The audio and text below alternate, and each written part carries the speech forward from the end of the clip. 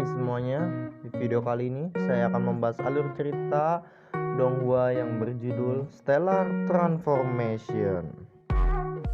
Film diawali dengan seorang anak bernama Xiao Yu bersama ayahnya yang sedang menyirami tanaman. Kemudian datang kelompok aneh yang berpakaian misterius dan memiliki tujuan tertentu. Scene kemudian berpindah di mana kakek Lian akan memberikan seekor anak burung kecil kepada Xiao Yu, dan Xiao Yu memberi nama burung itu Xiao Wu. Kemudian mereka sedang ada di hutan dan mereka mendengar suara teriakan orang. Itu ternyata adalah dua orang adik kakak yang sedang dimangsa oleh seekor monster yang mirip dengan harimau. Tidak lama kemudian datang Xiao Yu yang menyerangnya menggunakan kepala, tetapi yang sebenarnya menyerang adalah pengawal rahasianya yang Xiao Yu juga tidak ketahui. Kemudian mereka berdua memperkenalkan diri. Si kakak bernama Tie Shan dan si adik bernama Tie Xiao. Dan mereka berdua berasal dari desa Tie Jia yang membuat Xiao Yu sangat tertarik sekali dan ingin bermain ke sana. Kemudian Xiao Yu dan kedua orang tadi bermain bersama-sama di desa.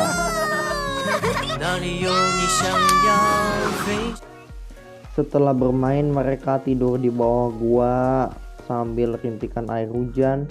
Dan setelah reda, si kakak melihat seekor harimau besar yang ditunggangi oleh seorang pria besar juga. Dan ternyata itu adalah pengawalnya Xiao Yu untuk memberitahukan bahwa kedua kakaknya telah pulang ke kerajaan. Kemudian Xiao Yu pergi meninggalkan mereka dan langsung pergi ke kerajaan menaiki harimau. Setelah sampai di kerajaan dan mereka mulai mandi air panas bersama, dan mereka mulai membicarakan layaknya hal-hal yang membosankan yang adik kakak biasanya lakukan. Setelah mandi bersama, kedua kakaknya menaiki harimau atau kendaraan di sana langsung pergi ke medan perang kembali karena masih terjadi peperangan di sana. Kemudian pada malam harinya Xiao Yu berada di atas bukit sedang melihat bintang-bintang yang indah, dan ia berjanji bahwa ia akan lebih giat lagi ia akan belajar bagaimana cara berkultivasi, berjanji kepada langit dan ayahnya itu.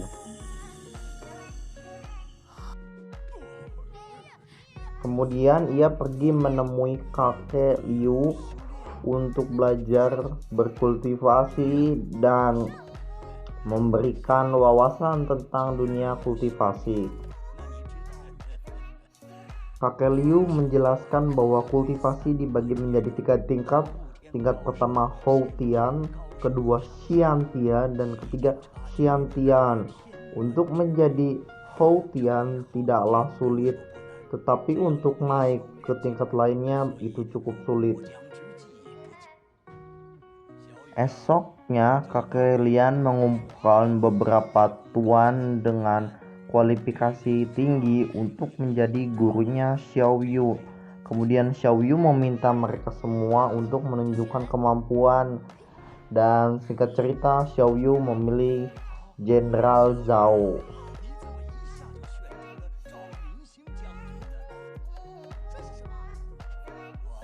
Setelah itu kakek Lian memberikan sebuah kotak yang isinya adalah gulungan rahasia seni bela diri yang berasal dari mansion raja.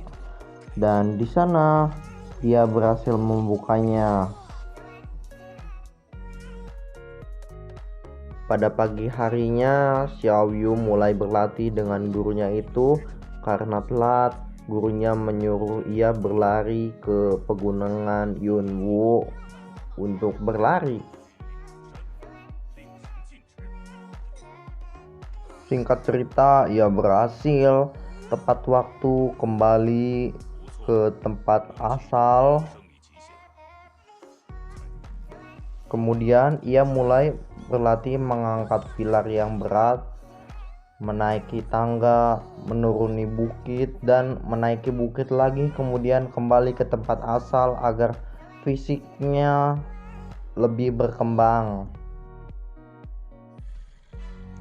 Singkat cerita, saat ada di hutan, dia menemukan seekor hewan monster yang pernah menyerangnya dan mulai berlatih dengan monster tersebut.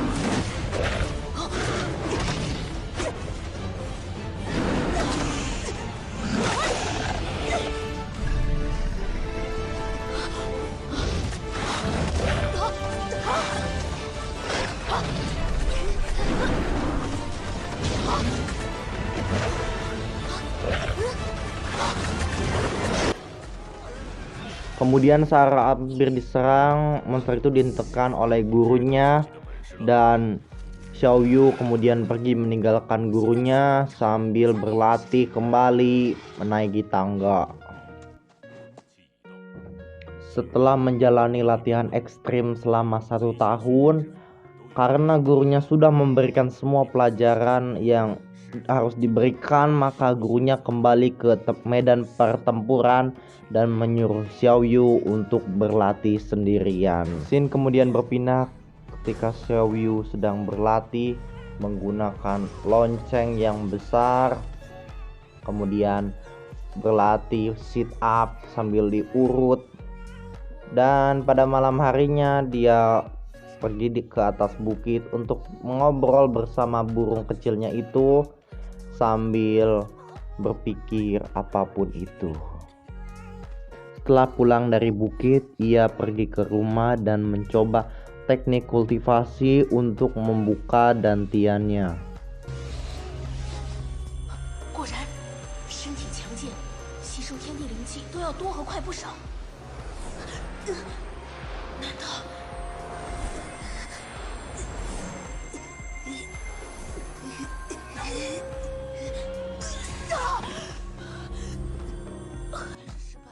Tapi ternyata masih gagal, tetapi ada kemajuan karena ia bisa menyerap sisa-sisa roh yang telah terpecah belah. Esok harinya ia mulai bertarung melawan monster kayu. 我的身法应付树狼这种级别的对手，看来已经够了。可惜攻击力太弱，无法解决致命武器。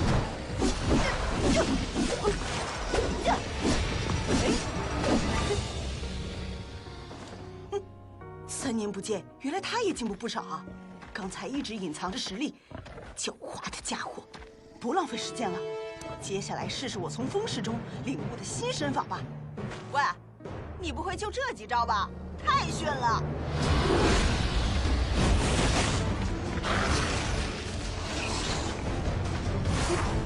弱就一个字，我就说一次。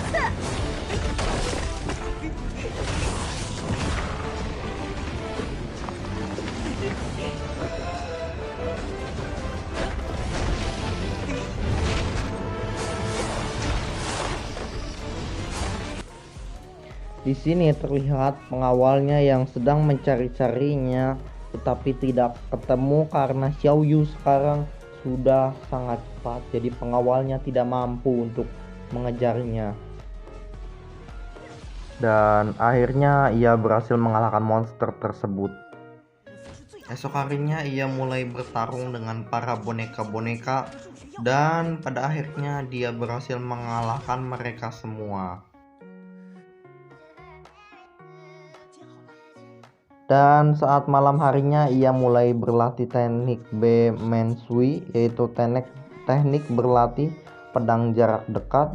Kemudian tidak sengaja membuka segel rahasia yang membuat seseorang keluar dari sana, tetapi itu hanya rohnya saja. Singkat cerita, ia belajar dari rohnya itu, dan pada esok harinya dia mulai mempraktekkan teknik itu, dan dia menyadari bahwa itu merupakan teknik pembunuh yang paling kejam.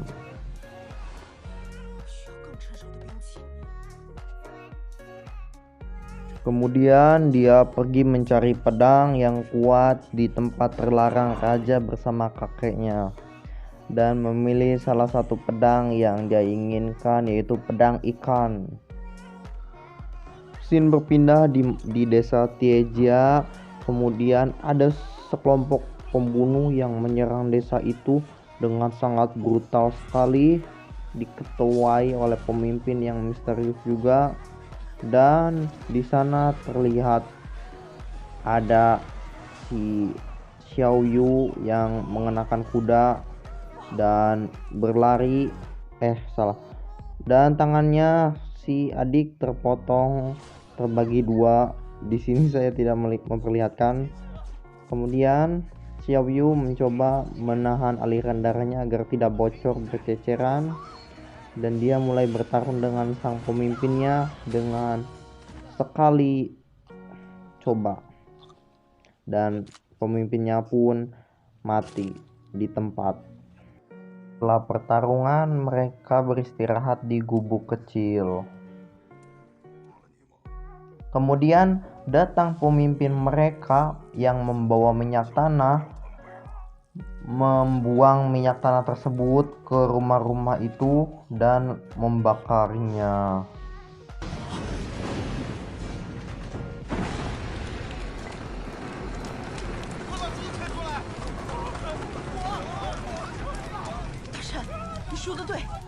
Kemudian Xiao Yu mulai bertarung dengan mereka semua.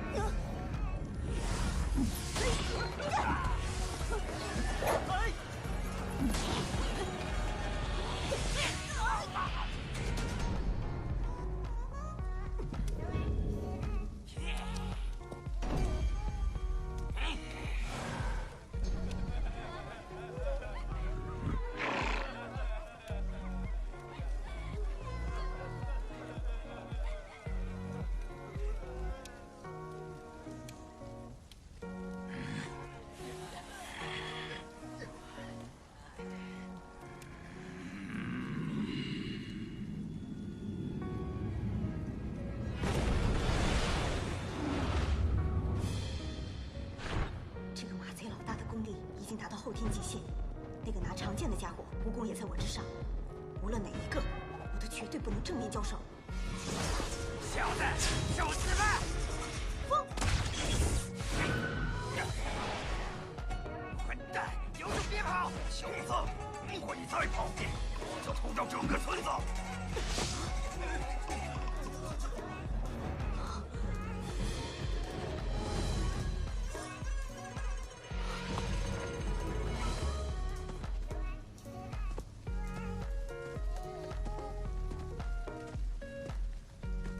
小雨，快走！不要管我们了，你打不过他们的。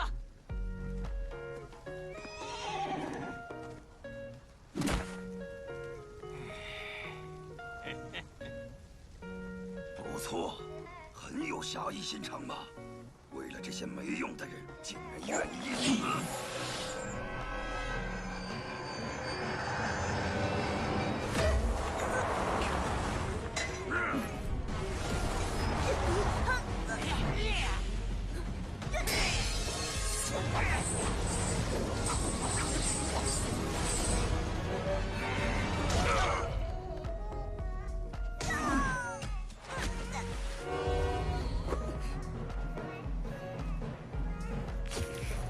小子，让你见识见识什么才叫真正的拳头！王流剑！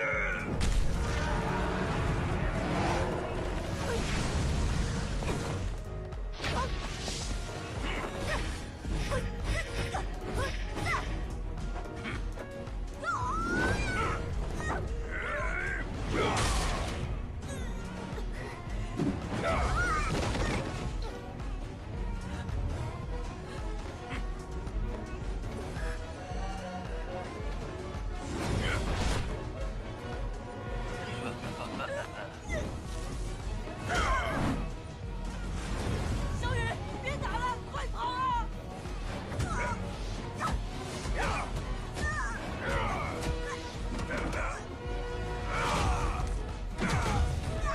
去死吧！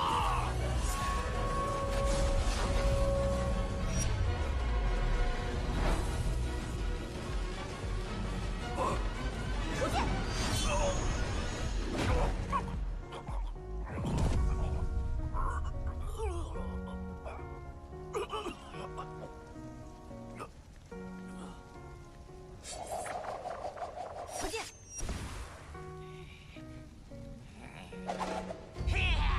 小心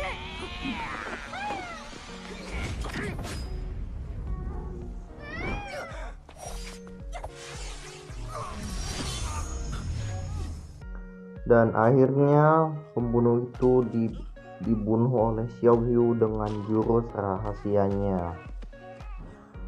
Scene kemudian berpindah ketika Xiao Yu dan Xiao Wu berlatih naik turun gunung, dan di sini mereka sudah menjadi besar. Kalian bisa lihat di sana mereka sangat menikmatinya. Kemudian di kediamannya dia menemui kakek Lian, dan kakek Lian sudah semakin tua. Kemudian dia melihat si adik, yaitu siapa lagi namanya gue lupa. Si adik itu sudah gede sekarang, boy.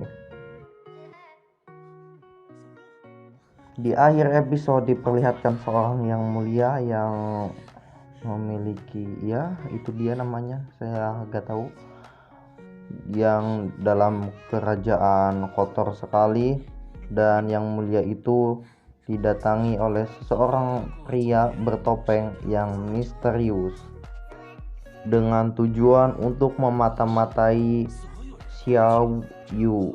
Oke, sampai sini filmnya. Terima kasih telah menonton, dan mohon maaf apabila saya grogi-grogi karena ya ini masih awal-awal. Terima kasih dan sampai jumpa di video selanjutnya. Saya Arwan, see you in the next